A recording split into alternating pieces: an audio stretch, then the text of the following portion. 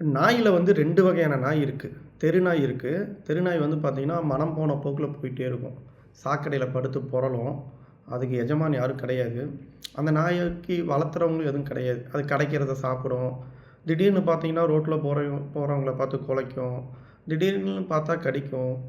அதுக்கு நோய் வரும். சொறி வந்து சரங்கு வரும். அதுக்கு எந்த விதமான கட்டுப்பாடும் எதுவுமே கிடையாது. உணவு கட்டுப்பாடு கிடையாது. அதுக்கு அது தன்னை இன்னொரு நாய பார்த்தா இனப்பெருக்கத்துக்கு பின்னாலே போயிரும். ஆனா, நாயிலேயே இன்னொரு நாய் இருக்கு. அதாவது வேட்டை நாய். அந்த வேட்டை நாய்க்கு ஒரு எஜமான் இருப்பாங்க. அது ட்ரெய்னர் ஒருத்தர் இருப்பாங்க. அந்த ட்ரெய்னர் என்ன பண்ணுவாங்கன்னா, அந்த வேட்டை நாய வந்து பார்த்தீங்கன்னா, நல்லா ட்ரெய்னிங் குடுத்து வச்சிருப்பாங்க.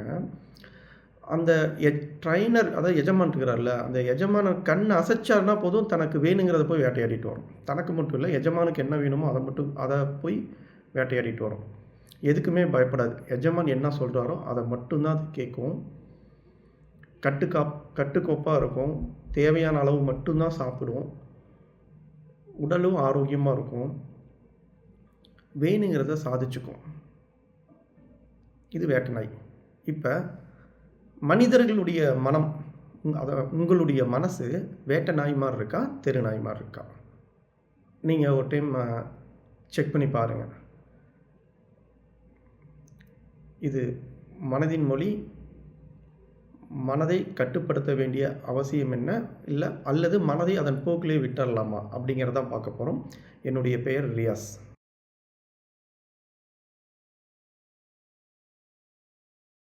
தெருநாய் மாரி சுத்திட்டு இருந்தா ஃப்ரீயா தானே இருக்கும். நல்லது தானே. அத எதுக்குங்க கட்டுப்படுத்திக்கிட்டு, அத எதுக்குங்க கண்ட்ரோல் பண்ணிட்டு, அதே மாரி மனசையும் வந்து கட்டுப்படுத்த வேண்டிய அவசியம் இல்ல. மனதை வந்து அதன் போக்கிலே விட்டுறது தான் நல்லது. அப்படின்னு சில கருத்துக்கள்லாம் இருக்கு. இப்ப நமக்கே சந்தேகம் வரும். மனச வந்து நம்ம கண்ட்ரோல் பண்ணணுமா? அல்லது கண்ட்ரோல் பண்ணக்கூடாதா? அப்படின்னு. அந்த அந்த நாய் உதாரணமே நீங்க எடுத்துக்கங்களேன். இப்ப தெருநாய் இருக்குல்ல. அந்த தெருநாய் வந்து அதன் மனம் போன போக்குலயே போயிட்டு சுத்திக்கிட்டே இருக்கும். உணவு கிடைச்சா சாப்பிடும். கிடைக்கலன்னா சாப்பிடாது. அது ஏதாவது இன்னொரு நாய பார்த்தா, அ இனப்பெருக்கத்துக்கு தகுந்த ஒரு நாய பார்த்துச்சுன்னா, அது பின்னாலயே ஜொல்லு விட்டுட்டு போயிட்டே இருக்கும். அது நோய் வரும். நோய் வந்தா மருத்துவம் பார்க்க தெரியாது. ஒருவேளை சூழ்நிலை நல்லதா அமைஞ்சு, அதுக்கு சரியான உணவு எப்பொழுதுமே கிடைச்சு, அதுக்கு எந்த விதமான நோய் வராம இருந்தா, ஒருவேளை ஒரு அதிர்ஷ்டத்தில அந்த நாய் வந்து நல்லதா இருக்கலாம். ஆனா இந்த வேட்டை நாய் பாருங்க, வேட்டை நாய் சூழ்நிலை எப்படி இருந்தாலும் சரி, அது தன்ன கரெக்ட்டா வச்சுக்கும். தன்னுடைய உடல், மனசு எல்லாம் கட்டுக்கோப்பா வச்சுக்கும். நல்ல பசியா இருக்கப்போது கூட, அந்த வேட்டை நாய் நல்ல பசியா இருக்கப்போது கூட, ஒரு எஜமான் வந்து அதுக்கு பிடித்த உணவு வச்சா கூட, உடனே பசியில கூட உடனடியா போய் சாப்பிடாது. அந்த எஜமான் உத்தரவு தரணும். போய் சாப்பிடுன்னு சொல்லி உத்தரவு தரணும். அந்த நாய் பாருங்க, ஆரோக்கியமாவும் இருக்கும். மனம் வந்து திடகாத்திரமாவும் இருக்கும். உடல் வந்து கட்டுக்கோப்பா இருக்கும். இப்ப நமக்கு என்ன தெரியுது அப்டின்னா, இப்ப நம்ம மனசு வந்து நாய் அப்டின்னா, நாம தான் அதுக்கு எஜமான். ஒருவேள உங்களுடைய மனதிற்கு நீங்க எஜமானா இல்ல அப்டின்னா, அந்த மனம் வந்து தாறுமாறா அலைப்பாஞ்சுகிட்டே இருக்கும். ஓடிக்கிட்டே இருக்கும். அ ஏதாவது சூழ்நிலை வந்து உங்களுக்கு சாதகமா இருந்தா மட்டும் உங்க மனசு நல்லாருக்கும்.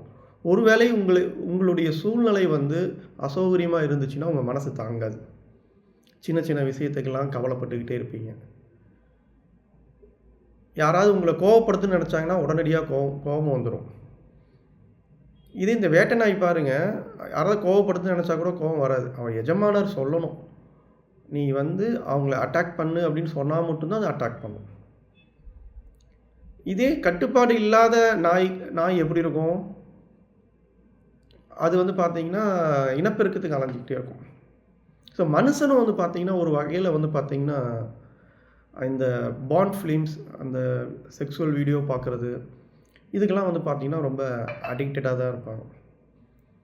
அல்லது தனிமையில உட்காந்து அந்த இச்சையில வந்து ஒரு சுகத்த கண்டுருவாங்க. அந்த சுகத்துக்கு அடிமையாகி, மனம் வந்து அந்த அந்த இச்சையிலேயே லயித்திருக்க தோணும். சில பேர் வந்து இப்படி இருப்பாங்களா, இந்த மன இச்சைக்கு வந்து சபலத்திற்கு வந்து அடிமையா இருப்பாங்க. சில பேர் என்ன பண்ணுவாங்கன்னா, நல்லா ஸ்வீட்டு, காரச்சாரமா அந்த பேக்கரி உணவு, ஹெல்த்தி இல்லாத ஃபுட்ட சாப்பிடுறதுக்கு அதுக்கு அடிக்ட் ஆயிருப்பாங்க. ஸோ சில பேர் மன இச்சைக்கு அடிக்ட் ஆகிருப்பாங்க. சில பேர் வந்து பார்த்தீங்க அப்படின்னா ஹெல்த்தி இல்லாத ஃபுட்டை சாப்பிட்றதுக்கு அடிக்ட் ஆகிருப்பாங்க. சில பேர் வந்து பார்த்தீங்கன்னா பணத்துக்கு அடிக்ட் ஆகிருப்பாங்க. எப்படியாவது பணத்தை சேர்த்தணும். என்ன எது எது நல்லதா கெட்டதாலாம் தெரியாது. யாரையாவது அடித்து உதச்சி புடு ஏதாவது பண்ணி எப்படியாவது பணத்தை சேர்த்திடணும். அவங்களுக்கு பணம் மட்டும்தான் ஒரு குறிக்கோளாக இருக்கும். அந்த பணம் சரியான வழியில் வருதா, தவறான வழியில் வருதா, அதை பற்றிலாம் அவங்களுக்கு கவலையே இல்லை. பணத்தை சேர்த்துக்கிட்டே இருக்கணும். ஸோ மன இச்சைக்கு சில பேர் அடிமையாக இருப்பாங்க. சில பேர் வந்து பார்த்தீங்க அப்படின்னா அந்த ஃபாஸ்ட் ஃபுட்டு, அதுவும் அந்த சர்க்கரை கார உணவுகளுக்கு அடிக்ட் ஆகிருப்பாங்க. சில பேர் வந்து பணத்துக்கு அடிக்ட் ஆகிருப்பாங்க. ஒரு சில பேர் ஒரு 40, 50 கடந்தவங்க ஒரு சில பேர் வந்து புகழுக்கு அடிமையாக இருப்பாங்க. தன்னை யாராவது புகழ்ந்து பேச மாட்டாங்களா, தனக்கு வந்து எப்பொழுதுமே மரியாதை கொடுத்துக்கிட்டே இருக்கணும் அப்படின்னு சொல்லி எதிர்பார்த்துட்ருப்பாங்க. ஸோ இவங்க எல்லாமே வந்து பார்த்திங்கன்னா மனம் போன போக்கில் போகிறதுனால வந்த ஒரு விளைவு. மனதை கட்டுப்படுத்தாமல் வச்சுக்கிறதுனால ஒரு விளைவு. இது எங்கே கொண்டு போய் விடும் அப்படின்னா, இப்போ ஒரு சுகத்துக்கு அடிமையாக இருக்கிறாங்கல்ல, ஒரு மன இச்சைக்கோ, ஒரு சுவையான உணவுக்கோ, அல்லது புகழுக்கோ, பணத்துக்கோ அடிக்ட் ஆனவங்க, அவங்க உடல் வந்து எப்பொழுதுமே ஒரு வெப்பமாகவே இருக்கும், ஹீட்டாகவே இருக்கும். அது உடலில் சில ஹார்மோன் தாறுமாறாக சுரந்து ஹீட்டாகவே இருந்துக்கிட்டே இருக்கும். ஸோ உடல் ஹீட்டாக இருக்கிறதுனால அவங்க எப்பொழுதுமே வந்து ஒரு அளவுக்கு அதிகமான சுறுசுறுப்புலேயே இருப்பாங்க. அளவுக்கு அதிகமான சுறுசுறுப்புலேருந்து அவங்க மனசு அமைதியாகவே இருக்காது. ஒரு பரபரப்பாகவே இருப்பாங்க. ஸோ இந்த சுகத்துக்கு அடிமையானவங்க அவங்களுக்கு சாப்பிட பிடிக்காது. ஏன்னா சாப்பிட்றது வந்து பொறுமையாக உட்காந்து சாப்பிடணும்ல, அது சாப்பிட பிடிக்காது. படுத்துக்கிட்டே இருப்பாங்க. எந்திரிச்சு நடக்கலான்னு தோணாது. ஒரு காலையில் நேரத்தில் எழுந்திருக்கலான்னு நினைப்பாங்க. ஆனால் காலையில் நேரத்தில் எழுந்திருக்க முடியாது. தண்ணி குடிக்கிறது கூட தோணாது. ஸோ அதனால் இந்த மனசை வந்து இந்த இச்சைக்கு அடிக்ட் ஆக்கிறதுலேருந்து நம்ம பாதுகாத்து வைக்கணும். மனசை எப்படி வைக்கணும் அப்படின்னா, ஒரு வேட்டை நாய் மாதிரி வைக்கணும். நமக்கு என்ன வேணுமோ அதை உடனடியாக அதை செயல்படுத்துகிற மனநிலை நமக்கு இருக்கணும். இந்த மனசு அடிக்டாக இருக்குல்ல, அந்த இச்சைக்கு அடிமையானவங்க இருக்கிறாங்கல்ல, அவங்க பாருங்கள் சாப்பாட்டில் கவனம் செலுத்த முடியாது. அவங்க வேலையை வந்து ப்ராப்பராக செய்ய முடியாது. இப்போ மாணவர்களாக இருந்தாங்கன்னா படிப்பில் கவனத்தை செலுத்த முடியாது. எம்ப்ளாயாக இருந்தாங்கன்னா ப்ரொமோஷன்லேயும் வேலையை வந்து தரமாக குவாலிட்டியாக செய்கிறதுலையும் வந்து கவனத்தை செலுத்த முடியாது. ஸோ பிஸ்னஸ் பண்ணுறவங்களா இருந்தாங்க அப்படின்னா அந்த தொழிலில் வந்து அவங்களால கவனத்தை செலுத்த முடியாது. ஸோ இந்த மனதை அதன் போக்கிலேயே விட்டோம் அப்படின்னா அது ஏதோ ஒரு இடத்துல போய் மாட்டிடும். இந்த மன இச்சையில் மாட்டிருச்சு அப்படின்னா அவங்க அதனாலேருந்து வெளியில் வரவே முடியாது. அதுவும் இந்த பான் அடிக்ட்ஸ் இருக்குல்ல, வீடியோஸ் பார்க்குறது, அது வந்து இப்போ ரொம்ப பரவலாக இருக்குது. ரொம்ப பரவலாக வந்து அதுக்கு நிறையா, ஏன்னா முன்னையெல்லாம் அதுக்கு வாய்ப்புகள் கிடைக்காதுல்ல, அந்த மாதிரி வீடியோஸ்லாம் கிடைக்காது. இப்போல்லாம் வாய்ப்புகள் நிறையா கிடைக்கிது. சல்லுன்னு அதை அப்படி ஸ்க்ரோலிங் பண்ணிட்டு அந்த வீடியோஸ் வந்து அதுவாக வந்து காமிக்குது. ஸோ நிறையா இளைஞர்கள், நிறையா திருமணம் ஆனவர்கள், திருமணம் ஆகாதவர்கள், இது எல்லாமே என்ன பண்ணிடுறாங்க, அந்த ஒரு மனசை அதன் போக்கிலேயே விட்டு அந்த ஒரு வீடியோஸ் பார்த்துக்கிட்டு அது ஒரு சுகத்துக்கு வந்து அடிமையாடுறாங்க. இந்த சுகத்துக்கு அடிமையானவங்கனால திறன்பட செயல்பட முடியாது. ஸோ அந்த மனசை வந்து வேட்டை நாயாக மாற்றணும். மன இச்சைக்கு மட்டும் இல்லை, சில பேர் உணவுக்கு அடிக்ட் ஆகிருப்பாங்க. எப்பொழுதுமே ஸ்வீட்டாக சாப்பிட்டுக்கிட்டே இருப்பாங்க, இனிப்பு, அல்லது எப்பொழுதுமே நல்லா காரமாக சாப்பிட்டுக்கிட்டே இருப்பாங்க. ஸோ அப்போ அந்த மன இச்சையிலேருந்து அவங்க வெளியில் வரணும்.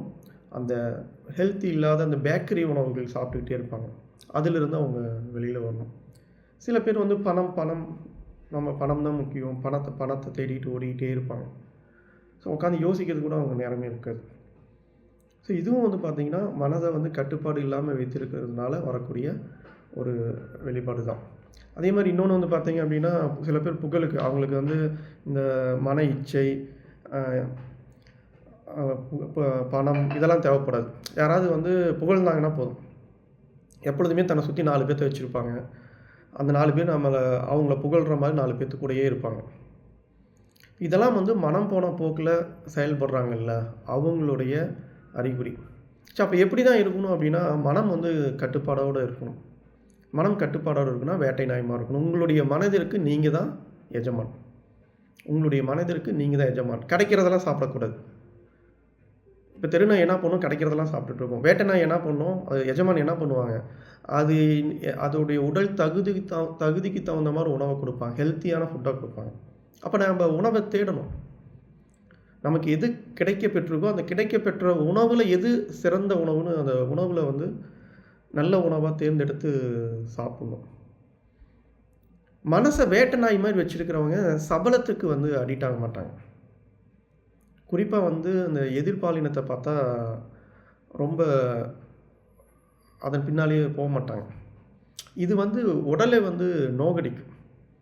மன இச்சையில் இருக்கிறாங்கல்ல, தனிமையில் உட்காந்து எந்நேரம் பார்த்தாலும் அந்த எதிர்பாலினத்தின் மேலே ஒரு ஈர்ப்பை நினச்சிக்கிட்டே ஒரு வேட்கையில் இருக்கிறாங்களே, இச்சை வேட்கையில் இருக்கிறாங்கல்ல, அவங்களுக்கு வந்து பார்த்திங்கன்னா அந்த அவங்க தான் முக்கியமாக அந்த மனதை வந்து கட்டுப்படுத்தி வைக்கும். மனதை எப்படி கட்டுப்படுத்துறது? இப்போ தெருநாயை வந்து எப்படி வேட்டை நாயை மாற்றுறது? ஒரு நாயை வந்து பிடிச்சிட்டு வந்துட்டீங்க. அந்த நாயை வந்து பிடிச்சிட்டு வந்து அதை கட்டி போடணும். அதை பட்டினி போடணும். ஸோ நம்ம வந்து அந்த மனதை கட்டுப்படுத்தணும் அப்படின்னா வந்து உண்ணாவிரதத்துக்கு நம்மளுடைய உடலை வந்து பழக்கப்படுத்தணும். உண்ணாவிரதம் முடிந்த உடனே அந்த உண்ணாவிரதத்தை முடிக்கிற சமயத்தில் நல்ல ஹெல்த்தியான ஃபுட்டாக சாப்பிட்ணும். அப்போ இந்த நாக்கு என்ன பண்ணும்? இத்தனை நாளாக பழக்கத்தில் வந்து ரொம்ப அந்த காரமான ஸ்வீட்டான உணவை வந்து கேட்கும். ஏன்னா அதெல்லாம் அது நாக்கில் பட்ட உடனே ஒரு சுகம் கிடைக்கிற மாதிரி இருக்கும். இதே ஃபைபர் கண்டென்ட் வெஜிடபிள்ஸ் இதெல்லாம் சாப்பிட்டீங்க அப்படின்னா நல்லா மென்று சாப்பிடணும், வேலை செய்யணும்ல. அது உடல் வந்து அந்த சுகத்துக்கு அடிமையினனால அந்த மென்று சாப்பிட்றது கூட முடியாது. ஸோ அப்போ மனம் அப்படிங்கிற நாயை வேட்டை நாயாக மாற்றி அதுக்கு நீங்கள் எஜமானனாக இருக்கணும் அப்படின்னா நீங்கள் வந்து அதை பட்டினி போடணும். அதுக்கு நல்லா ட்ரைனிங் தரணும் அப்படின்னா உங்கள் மனசை வந்து எப்பொழுதுமே ப்ரெசன்ஸில் வச்சுக்கணும். இப்போ என்ன இருக்குது அதில் தான் கவனத்தை செலுத்தும். இப்போ வேட்டை நாயினா கவனத்தை வந்து குவிக்கணும். தன்னை எதுக்கு தேவையோ அது வேட்டையாடக்கூடிய அந்த பொருளை வந்து அந்த வேட்டையாடக்கூடியதை வந்து நல்லா கவனித்து பார்க்குற திறன் இருக்கணும். மனம் அலைப்பாயிறவங்களுக்கு இந்த திறன் இருக்காது. கவனத்தை குவிக்கிற திறனே இருக்காது. இவங்க என்ன பண்ணுவாங்க? பழசுலேயே இருப்பாங்க அல்லது ஃப்யூச்சரில் இருப்பாங்க. ஒன்று பழசை நினச்சி கவலைப்பட்டுட்டு இருப்பாங்க அல்லது ஃப்யூச்சரை நினச்சி பயந்துட்டு இருப்பாங்க. ஸோ உங்களுக்கு இந்த மனசை அலைபாய விடுறவங்களுக்கு கவலையும் பயம் மட்டும்தான் மிஞ்சும். இப்போ இவங்க என்ன பண்ணலாம்? இதுலேருந்து உடனடியாக எப்படி வெளியில் வரணும் அப்படின்னா நீங்கள் ப்ரெசன்ஸில் கவனம் செலுத்தணும். இப்போ என்ன பண்ணுறீங்க? ப்ரெசன்ஸில் கவனம் செலுத்தணும். ப்ரெசன்ஸில் ரெண்டு செயல் செய்யலாம். ஒன்று வந்து அமைதியாக இருக்கிறது, எந்த தாட்ஸும் இல்லாமல் எந்த வேலையும் செய்யாமல் அமைதியாக இருக்கிறது. உங்களால் ஒரு 5 நிமிடமோ ஒரு 10 நிமிடமோ ஒரு 15 நிமிடமோ அமைதியாக இருக்க முடியல, ஒரு இடத்துல உட்கார முடியல அப்படின்னா உங்கள் மனசு அலைப்பாஞ்சிக்கிட்டே இருக்குது. கிட்டத்தட்ட தெருநாய் மாதிரி தான் இருக்குது. அதுக்கு உங்கள் சூழ்நிலை சாதகமாக இருந்தால் நீங்கள் நல்லா இருப்பீங்க. ஒருவேளை சூழ்நிலை உங்களுக்கு எதிராக அமைஞ்சதுன்னா நீங்கள் மாட்டிக்குவீங்க. அப்போ அமைதியாக இருந்து பயிற்சி எடுக்கணும். இது ஒரு ட்ரைனிங் தான். மனசை அமைதியாக வச்சுக்கிறது அப்படிங்கிறது ஒரு விதமான ட்ரைனிங் தான். இப்போ நீங்கள் வந்து இந்த மன இச்சை சபலப்பட்டுக்கிட்டே இருக்கிறீங்கள்ல, எதிர்பாலினத்தை பற்றி சபலப்பட்டுக்கிட்டே இருக்கிறீங்க, பாண்ட் வீடியோஸ் பார்த்துக்கிட்டே இருக்கிறீங்க, அல்லது வந்து பார்த்தீங்க அப்படின்னா உங்களுக்கு உங்கள் மனைவி அல்லது உங்கள் கணவன் தவிர்த்த மற்ற உறவுகள் மேலே ஏக்கப்பட்டுக்கிட்டே இருக்கிறீங்க.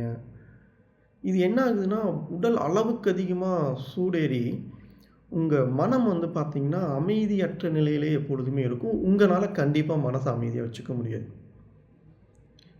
அப்போ அந்த மாதிரி சூழ்நிலையெல்லாம் வந்துச்சுன்னா உடனடியாக தவிர்க்கணும்.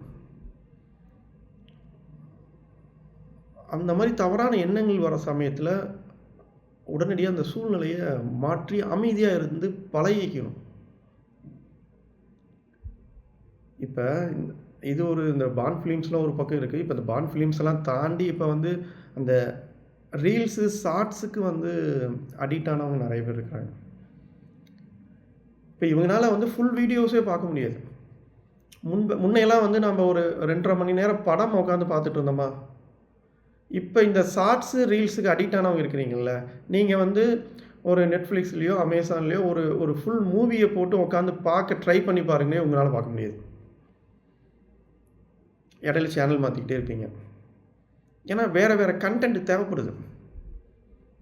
வேற வேற அப்படியே கோபம், பயம் எல்லாம் மாறி மாறி மாறி உங்களுக்கு தேவைப்பட்டுக்கிட்டே இருக்கு. ஏன்னா இவங்கனால அமைதியா இருக்க முடியாது. ஏன் இவங்கனால அமைதியா இருக்க முடியாதுன்னா, இவங்க தவறான அந்த சபல இச்சைகளையும் அல்லது வந்து மனசு அமைதி இல்லாம பயிற்சி எடுத்தனால, இவங்கனால எப்பொழுதுமே அமைதியான நிலையில இருக்க முடியாது. ஸோ அப்ப என்ன பண்ணலாம்? அமைதியா இருக்கிறதுனா என்னது? வெறுமனே எந்த வேலையுமே செய்யாம ஒரு 10, 15 நிமிடம் அமைதியா படுத்திருக்கிறது. அமைதியா படுத்திருந்து, ஒரு வெறுந்தரையில பாய் விரிச்சு படுத்திருந்து, உங்களுடைய கண்ண மூடி ரிலாக்சேஷன் பண்றது. உங்க உடலை கவனிக்கிறது. உங்க உடல்ல என்னென்னலாம் நடக்குது? உங்க உள்ளங்கைகள பார்க்கறது. உங்க உடல கவனிக்கிறது. இந்த ரிலாக்சேஷன் ஒரு 10 நிமிடம் அமைதியா உட்கார்ந்து உடலை ரிலாக்சேஷன் பண்ணி பழகணும். உட்கார்ந்தோ, படுத்தோ ரிலாக்சேஷன் பண்ணி பழகணும். இது அமைதியா இருக்கிறது. இது ஒரு முதல் இது. அதாவது இந்த தெரு நாய மனசு அப்படிங்கிற தெரு நாய வேட்டை நாயா மாத்தணும் அப்படின்னா, நீங்க ரிலாக்சேஷன் பண்ணி அமைதியா இருந்து பழகணும். 2வது வந்து நல்ல செயல்கள் மேல கவனம் செலுத்தணும். இல்லைங்க, என்னால வந்து அமைதியாவே இருக்க முடியல. எனக்கு கண்ண மூடுனாவே எனக்கு கடன் பிரச்சனை தான் வருது. கண்ண மூடுனாவே எனக்கு வந்து பெண்கள் செக்ஸ் நினைவா தான் வருது.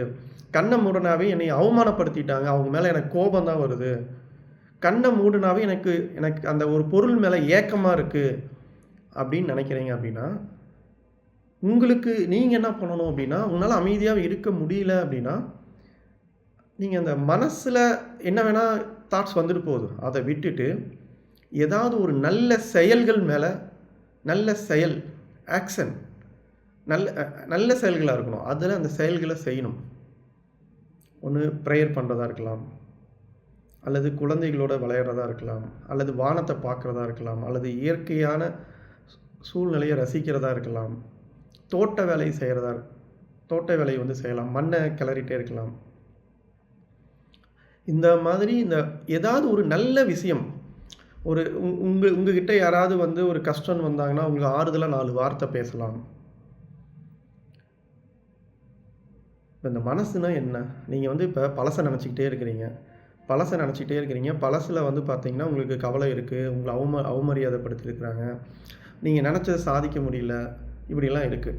அப்போ நீங்கள் இதுலேருந்து வெளியில் வரணும் அப்படின்னா, ஸோ மனசு அப்படிங்கிறது பாஸ்ட் எக்ஸ்பீரியன்ஸோடைய மெமரி, கடந்த கால அனுபவங்களின் தொகுப்பு தான் இப்போ மனசு.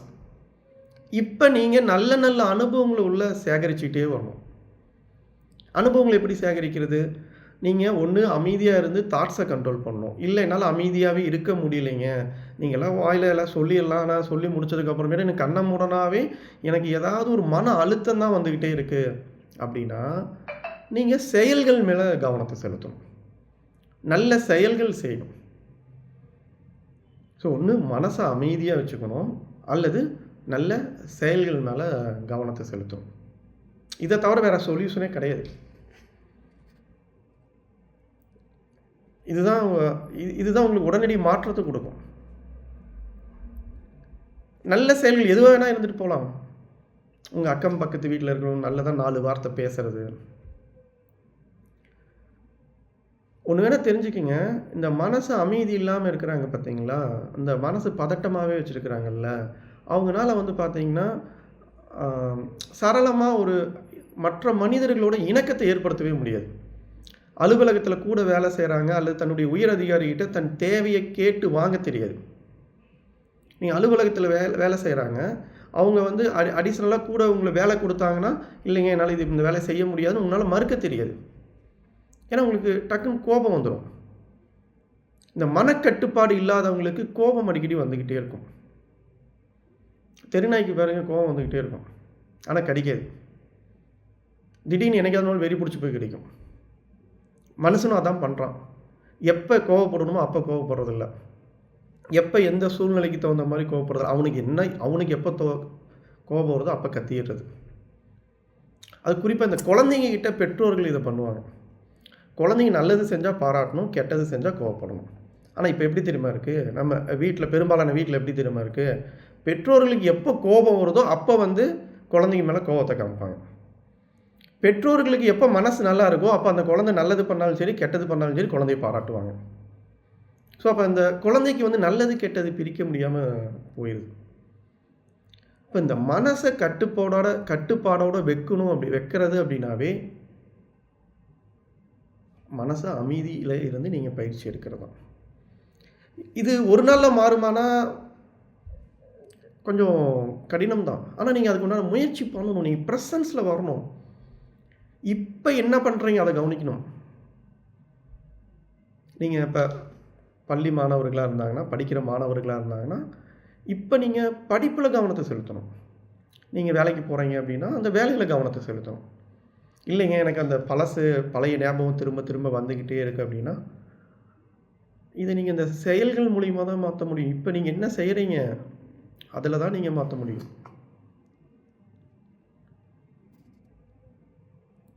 ஸோ மனசை அமைதியாக வச்சுக்கிறது, நல்ல செயல்கள் செய்கிறது, ப்ரெசன்ஸில் கவனம் செலுத்துறது, இது எல்லாமே மனம் அப்படிங்கிற தெருநாய் வந்து வெறி பிடிச்சி அலைஞ்சிட்டு இருந்துச்சு அப்படின்னா, அந்த மனம் அப்படிங்கிற நாயை வேட்டை நாயாக மாற்றி உங்களுக்கு வேணுங்கிறத நீங்கள் போய் சாதிக்கலாம்.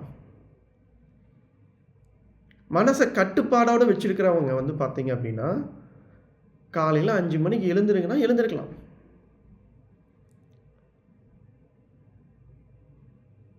ஓகேங்களா? வேணுங்கிறது இப்போ நீங்கள் ஒரு தட்டில் வந்து ஸ்வீட் இருக்குது, ஒரு தட்டில் வந்து வெஜிடபிள் இருக்குது. மனசு என்ன பண்ணும்? ஸ்வீட்டை தான் எடுத்து சாப்பிடும். அப்போ நீங்கள் என்ன அது வந்து மனசு வந்து ஒரு தெருநாய் மாதிரி. அப்போ இந்த மனசை வந்து வேட்டை நாயாக மாற்றுறதா இருந்தால், ஒரு தட்டில் ஸ்வீட் இருக்குது, ஒரு தட்டில் வெஜிடபிள்ஸ் இருக்குது. நீங்கள் என்ன பண்ணணும்? வெஜிடபிள்ஸ் தான் செலெக்ஷன் பண்ணி சாப்பிடணும். இதுதான் மனசை கட்டுப்பாடாக வைக்கிறதுக்கு உண்டான ஒரு பயிற்சி இது.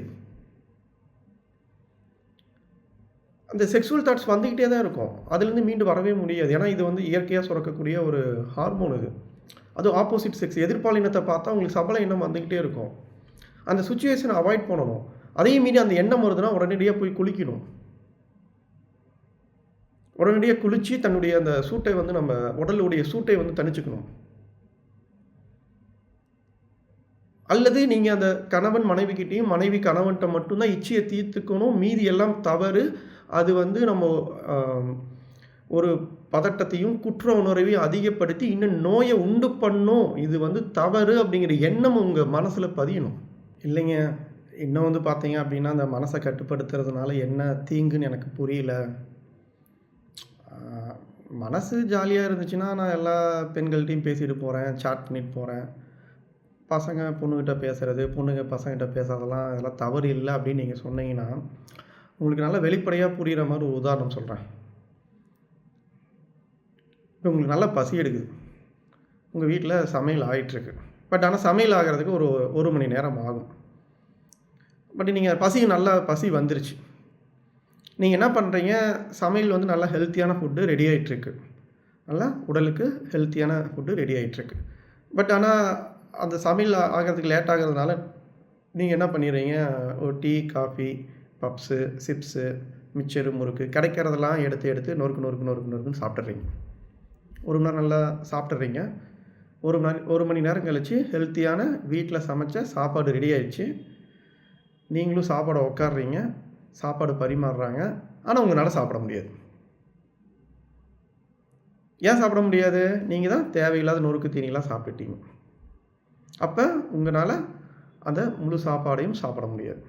ஹெல்த்தியான சாப்பாடு சாப்பிட முடியாது. சாப்பாட்டிலேருந்து கிடைக்கக்கூடிய பலன் உங்களுக்கு கிடைக்காது.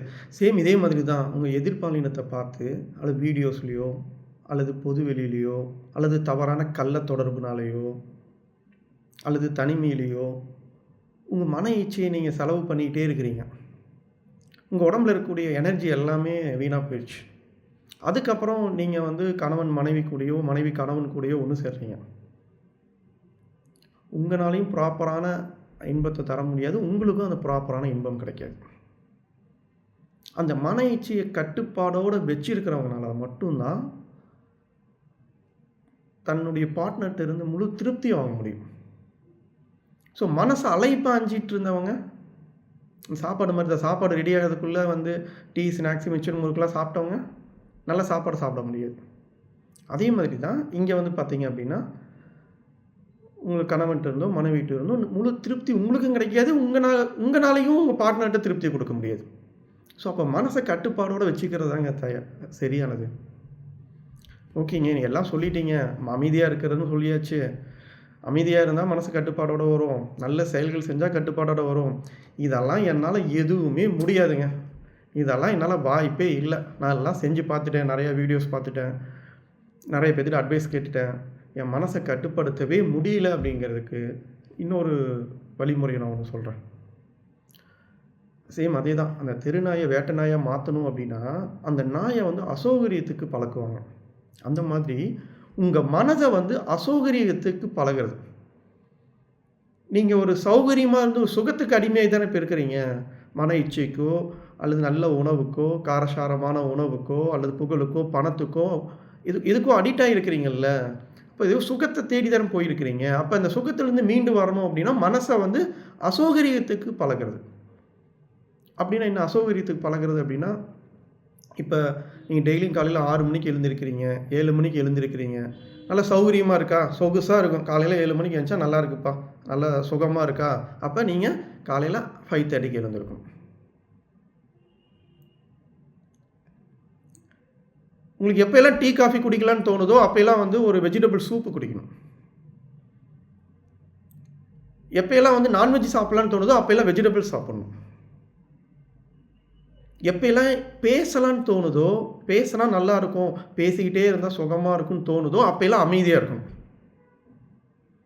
எப்போயெல்லாம் பேச வேண்டாம் அமைதியாக இருக்கலான்னு தோணுதோ அப்போ நல்ல விஷயங்களை பேசணும்.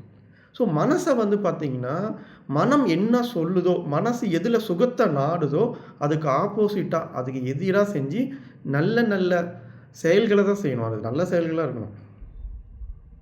அது மனசு வந்து திருட வேண்டாம்னு சொல்லுது, நான் போய் திருடிட்டேன் அப்படிலாம் இடக்கு மடக்கெல்லாம் கேள்வி கேட்டிங்கன்னா ஒன்றும் பண்ண முடியாது. ஸோ ஒரு மனசை வந்து ஒரு அசௌகரியமான சூழ்நிலைக்கு தயார்படுத்தும். எப்பொழுதுமே ஒரு அசௌகரியமான நல்ல விதமான அசௌகரியமான சூழ்நிலைக்கு மனசை வச்சுருக்கணும். நல்ல நண்பர்களோட நேரம் செலவிடுறது, நல்ல உணவை தேர்ந்தெடுக்கிறது, அதிகாலையில் நேரத்தில் எழுந்திருக்கிறது, பச்சை தண்ணியில் குளிக்கிறது, இதெல்லாம் அசௌகரியமானது, நல்ல விதமான அசௌகரியம். நீங்கள் எப்போ இல்லை என்னால் நான் காலையில் எப்போ தூக்கம் முழிப்பதோ அப்போ தான் எந்திரிப்பேன், நான் சுடு தண்ணியில் தான் குளிப்பேன், நல்லா எனக்கு வாய்க்கு பிடிச்சது தான் சாப்பிடுவேன்னா உங்கள் மனசு சொகுசாகவே இருக்கும். நீங்கள் உங்கள் மனசு எப்பொழுதுமே வேட்டை நாயாக மாறாது.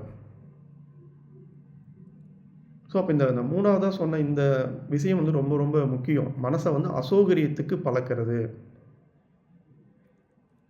ஸோ வீடியோ கொஞ்சம் லென்த்தாக தான் இருக்குது. இந்த விஷயம் பேசணும் அப்படின்னா கொஞ்சம் லென்த்தாக தான் பேச வேண்டியதாக இருக்குது. ஸோ உங்களுடைய மனதை வந்து அதிகாலை நேரத்தில் எழுந்திருக்கிறது, உங்களுடைய நல்ல உணவை வந்து தேர்ந்தெடுக்கிறது, அந்த வாய்க்கு சுவையான டீ, காஃபி, பேக்கரி உணவுகளாம் தவிர்த்து நல்ல உணவுகளை தேர்ந்தெடுக்கிறது, இதெல்லாம் நீங்கள் விடாது முயற்சி பண்ணிகிட்டே வரப்போது உங்களுடைய மனம் வந்து வேட்டை நாயாக மாறும். உங்களுடைய மனசுக்கு நீங்கள் எஜமானனாக மாறுவீங்க. கடைசியாக இன்னொரு சொல்யூஷன் ஒன்று சொல்லிடுறேன். இல்லைங்க, நான் இதெல்லாம் பண்ணி பார்த்தேன், எனக்கு எதுவுமே முடியல, என்னால் அமைதியாக இருக்க முடியல, என்னால் ப்ரெசன்ஸில் இருக்க முடியல, என்னால் நல்ல செயல்கள் செய்ய முடியல, அசௌகரியத்தையும் என்னால் மனசை வச்சுக்க முடியல அப்படின்னா ஒரு நேரத்தில் ஒரு வேலையை செஞ்சு பயிற்சி எடுங்க.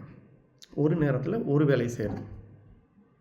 இப்போ சாப்பிட்றீங்கன்னா சாப்பாடு மேலே மட்டும் கவனம் இருக்கிறது. டிவி பார்க்குறீங்கன்னா டிவி மட்டுமே அந்த என்ன பார்க்குறீங்களோ அதில் மட்டும் கவனத்தை செலுத்துறது. யார்கிட்டையாவது பேசுனீங்க அப்படின்னா அவங்க ஐ டு ஐ கான்டாக்ட் வச்சு அவங்க கண்ணுக்கு கண்ணை பார்த்து அவங்க பேசுகிறத மட்டும் கவனிக்கிறது, நீங்கள் கரெக்டாக அவங்கக்கிட்ட பேசுகிறது. இப்போ வீட்டுக்கு வரீங்க, செருப்பை கலற்றி விடுறீங்க, கவனம் வந்து கரெக்டாக அந்த செருப்பை கலற்றி விடுறதுலேயே இருக்கும். ஸோ இது 1 on at டைம்னு சொல்லுவாங்க. ஒரு நேரத்தில் ஒரு வேலையை செய்கிறது. இதில எதுவுமே இல்ல அப்படின்னா, நீங்க ஒரு நோட்டும் பேனாவும் எடுத்து நீங்க ட்ரெய்னிங் எடுங்க. எனக்கு எந்த வேலையுமே இல்ல, என்னால செய்யவே முடியல அப்படின்னா, உட்காந்து ஒரு நோட்டு பேனா எடுத்து திருக்குறள் எழுதுங்க. ஏதாவது செய்யுள் எழுதுங்க. ஒரு கடினமான செய்யுள் எழுதி பழகுங்க. ஸோ, இதில ஏதாவது ஒண்ணு நீங்க செய்யப்போது, கண்டிப்பா உங்களுக்கு நல்ல மாற்றம் வரும். 4, 5 வழிமுறை சொல்லியிருக்கிறேன். மனச அமைதியா வச்சுக்க சொல்லியிருக்கிறேன். அதுக்கு வந்து பிரசன்ஸ்ல இருக்க சொல்லியிருக்கிறேன். அசௌகரியமானதில் பழக சொல்லியிருக்கிறேன். இதில ஏதாவது பயிற்சி எடுங்க. ஸோ, கடைசியான்னு சொல்லி நெறையா வழிமுறை சொல்லியிருக்கிறேன். கடைசியா இன்னொன்னு சொல்லிர்றேன். அதுவும் ஃபைனலா சொல்லிர்றேன். நான் இவ்வளோ நேரம் சொன்னேன்ல, நெறையா வழிமுறைகள் சொன்னேன். இதெல்லாம் என்னால ஃபாலோ பண்ண முடியல, என்னால ரிசல்ட்டு எனக்கு கிடைக்கல அப்படின்னு சொல்றவங்களுக்கு, இப்ப ஒரு வீடியோ ஒண்ணு ப்ளே பண்றேன். அந்த வீடியோல செய்ற மாரி ஒரு பயிற்சி ஒண்ணு பண்ணுங்க. 100% உங்க மனம் உங்களுக்கு கட்டுப்படும். உங்களுடைய மனபாரம் ஒரு சில நிமிடங்கள்ல உடனடியா குறையும். இதுக்கு 100% உத்தரவாதம். அந்த வீடியோ நான் ப்ளே பண்றேன். அந்த வீடியோல கைய மேல லேசா தூக்குற மாரி சில ஒரு பயிற்சி பண்ணுவாங்க. இது ஒரு சீன தற்காப்பு கலையில வரக்கூடிய ஒரு பயிற்சி. இந்த வீடியோல அந்த பையன் வந்து அந்த கைய கொஞ்சம் வேகமா தூக்குவாப்படி. நீங்க கொஞ்சம் ஸ்லோவா தூக்கணும். நான் பேக்ரவுண்ட் வாய்ஸ் தரேன். ஸ்லோவா செய்யணும். மெதுவா செய்யணும். கண்டிப்பா இந்த வீடியோல இந்த வீடியோல குடுத்த மாரி நீங்க பயிற்சி செஞ்சு முடிச்சதுக்கு அப்புறமேட்டு, உங்களுடைய மனம் கட்டுப்படும். ஒரு நாளைக்கு 2 தடவ, 3 தடவ இந்த பயிற்சிய பண்ணுங்க. இதில ஏதாவது டவுட்ஸ் இருந்துச்சுன்னா, இன்னும் கமெண்ட்ல கேளுங்க. நான் அடுத்த வீடியோல நான் சொல்றேன். இப்ப நான் அந்த வீடியோவ ப்ளே பண்றேன். அதில செய்ற மாரி பயிற்சிய ஃபர்ஸ்ட்டு கவனிச்சுக்கங்க. நல்லா கவனிச்சுக்கங்க. ஸ்லோவா பண்ணணும். அந்த வீடியோல கொஞ்சம் வேகமா பண்றாங்க. நீங்க ஸ்லோவா பண்ணுங்க. இந்த வீடியோல தெரியிற மாரி நேரா நின்னுக்குங்க. கைகள விரிச்சுக்கங்க. தலை கீழ குமிஞ்சுக்கிட்டு, உங்க கையவே பாருங்க. இந்த வீடியோல அந்த பையன் கைய வேகமா தூக்குறான். நீங்க மெதுவா தூக்கணும். ரொம்ப ஸ்லோவா கைய தூக்கணும். அது ரொம்ப கவனம். அதே மாரி கைய தோள்பட்டை அளவு கைய தூக்கிட்டு, கைகள மேல தோள்பட்டை அளவுக்கு தூக்கிட்டு, மெதுவா டர்ன் பண்ணணும். உள்ளங்கை முகத்த பார்த்த மாரி இருக்கணும். நல்லா கவனிச்சுக்கங்க. ஸ்லோவா செய்யணும். இந்த வீடியோல கொஞ்சம் வேகமா எடுக்கிற மாரி வந்துருச்சு. ஸ்லோவா செஞ்சு முகத்த கைக்கிட்ட கொண்டு போயிட்டு, எப்படி கொண்டு வந்தீங்களோ அதே மாரி திருப்பி கீழ கொண்டு போகணும். எந்த அளவுக்கு ஸ்லோவா செய்றீங்களோ, அந்த அளவுக்கு இது உங்களுக்கு பயன் கொடுக்கும். இந்த வீடியோல செஞ்ச மாரி பயிற்சி பண்ணுங்க. ஸ்லோவா செய்யணும், மெதுவா செய்யணும். வேகமா செஞ்சீங்கன்னா ரிசல்ட் வராது. நீங்க கைய கீழேருந்து மேல தூக்கும்போதும், உள்ளங்கைய தான் பார்க்கணும். உங்க விரல்கள தான் பார்க்கணும். ஓகேங்களா? ஓகே. இந்த வீடியோ இதோட நான் முடிச்சுக்கிறேன். ரொம்ப லென்த்தியான வீடியோ இது. உங்களுடைய கருத்துக்கள கமெண்ட் பண்ணுங்க. மீண்டும் வேறொரு வீடியோல சந்திக்கலாம். நன்றி.